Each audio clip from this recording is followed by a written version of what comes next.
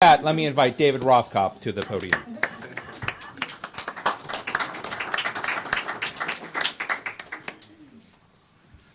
Thanks very much. This is Julia's book cover. Okay.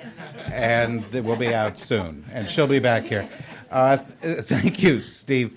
I appreciate the invitation, and I hope that this is a continuation of the leadership role that the New America Foundation has long played, in that perhaps this will be the beginning of the farewell tour of Cuba seminars in Washington. It's long overdue. And, you know, with all due respect to all of you who have come and to anybody who's watching this, it is a bit ridiculous, right? It's a bit ridiculous that we're in a world in which there is a global economic downturn that is hurling hundreds of millions of people into poverty, that will result in 50 million people losing their jobs this year, in which we have a war in Iraq, a war in Afghanistan, which happens really to be in Pakistan, a complete rearrangement of the global financial order, the global geopolitical order that we've dealt with over time, where global warming may, make the planet uninhabitable. And we're discussing a tiny island with 11 million people that has the strategic significance to the United States of Curacao. Okay, nothing against Curacao, but this is not the kind of thing that we ought to be discussing right now, and it drives home a really important point, which is really bad policies are not just bad because they don't work, although this one certainly hasn't worked. Really bad policies are bad because of their opportunity cost. They suck the oxygen out of the room. We spent the past 8 years fighting a global war on terror, and we didn't, address real issues. We worried about the threats to Wall Street and not the threats from Wall Street, and now we're paying for that in a serious way. And, to put this whole thing in perspective, I'll take my friend Bill's number of losing $1.5 billion a year. That means that bad Cuba policy over half a century, if we had lost that much every year, has lost less money for us than bad AIG policy. Okay, so that sort of puts this into some kind of perspective. Look at the hemisphere. Not only do we have a serious security problem in Mexico that is spilling over our borders and requires real attention, but we have vast changes throughout the region. Do you know what the most active financial institution in Latin America in the past couple of months is? The China Development Bank. The Chinese government has lent tens of billions of dollars in Latin America over the past 6 months, buying up access to natural resources. Now, I don't, by the way, view this as a deep threat to the United States.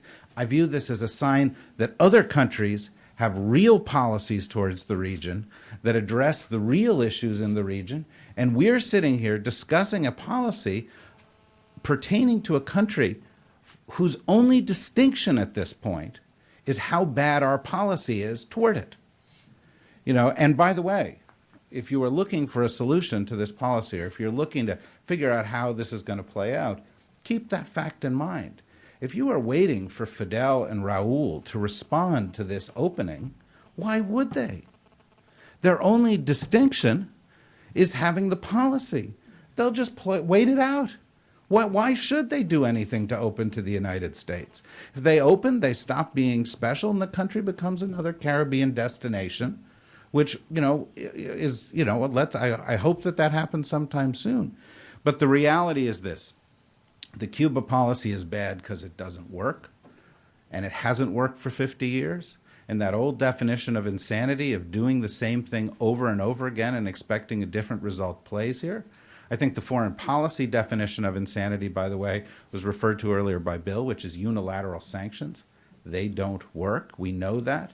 The policy is completely inconsistent with every policy that we have towards other countries that give us a problem in the world, whether it was North Korea, as Steve mentioned, or the depth of our integration with the Saudi government, which has a pretty lousy human rights record, or the depth of our support for an Afghanistani government, which just legalized rape within marriage. and made it illegal for women to go outside the house without the permission of their husbands. That's a government we support. Okay? So, to say, well, we can't have this policy change with Cuba is an absurdity. And to treat this issue with the deferential respect and the mountains of papers that are being written about it doesn't help anybody.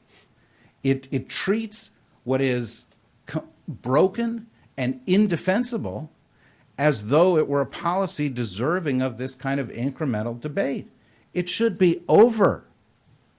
Okay, what the Obama administration, is this the beginning of the end? Okay, let's hope it's the beginning of the end.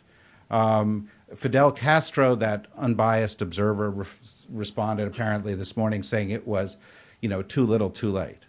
Well, this may be the only time it's ever happened, but I have to agree with him. Too little, too late. Let's move on. Let's get to real policies. The summit of the America next week shouldn't be dealt with. It shouldn't be focused on this. The Inter-American Development Bank released a study at their annual meeting in Medellin, which suggested that if the current path of the downturn in the region is followed, 50 million people in the region will be pushed back into absolute poverty. That's 5 Cubas. And we're discussing this, and we're not having a serious discussion about whether the United States should replenish the Inter-American Development Bank, provide new capital for growth in the region, address the growth issues in the region. And by the way, it's not just a humanitarian impulse, although that ought to drive us to some extent, particularly in the quarter sphere, which Michael referred to earlier. When there is economic downturn, we have immigration problems, crime problems, security problems, border problems. It is self-interested of the United States to engage on the big issues of the region, just like it is self-interested of the United States to disengage from this absurd anachronism and to take it and to move it to exactly where it belongs, next to the Fonzie's jacket in the Smithsonian Institute, as an example of bad American foreign policy of the late 20th century. Thank you very much.